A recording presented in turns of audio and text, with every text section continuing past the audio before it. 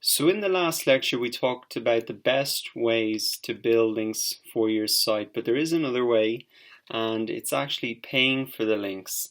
So I just wanted to call this out separately on a lecture and discuss it a little bit because it may be something that you've seen, heard about, and so let's explain a little bit more about this.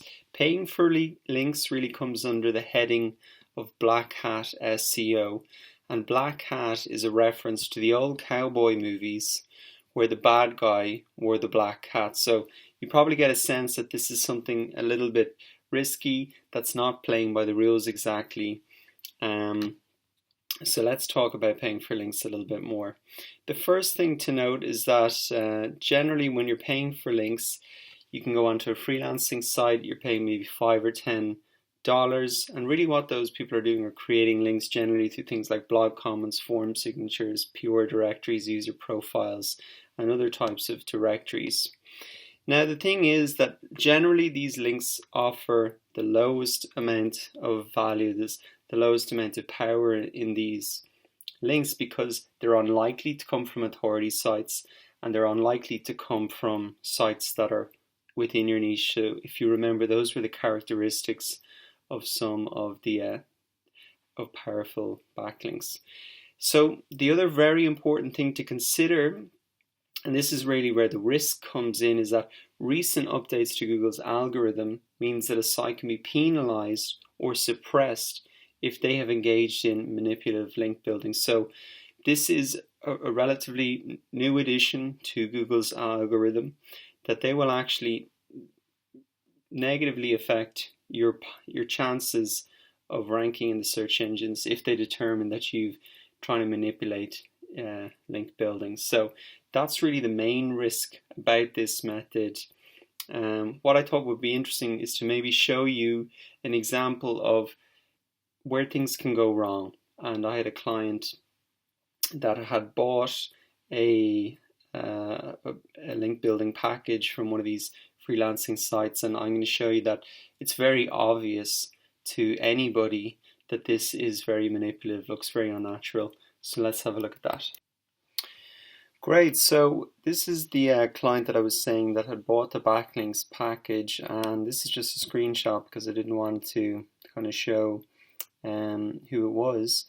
But essentially this is I've used a backlinks checker tool. It's called Ahrefs Site Explorer. We're going to look at this, how to check backlinks profile a bit more in more detail in a further lecture, but really the important point here is that you can see that this looks very unnatural. They have almost no links, then a huge surge in a very short space of time, and then a lot of them have dropped off as well. So you can see that a lot of the do follow links, these are the blue ones, the new links, were then subsequently lost. So it looks very unnatural. And if we can see it so obviously like this in a backlinks checker tool, you can be sure that Google picked up on this as well. So another interesting point is when I pulled an SEO report for these guys, I saw that the top 5 keywords on their site were Viagra, Cialis, Levitra. These are all types of drugs, I think. So obviously what happened is when the person who bought, when the guy who owns the site, he handed over the login details to the backlinks guy. What the guy actually did was then put a load of links on this guy's site pointing to all these other sites about Viagra, etc. So the double whammy of confusing Google in terms of SEO on-page optimization about what your site is about because they have all these new keywords in there, plus as well the bad reputation that looks all these spammy sites pointing to you now. So question is then, how do you get rid of these links that are pointing you from around the internet?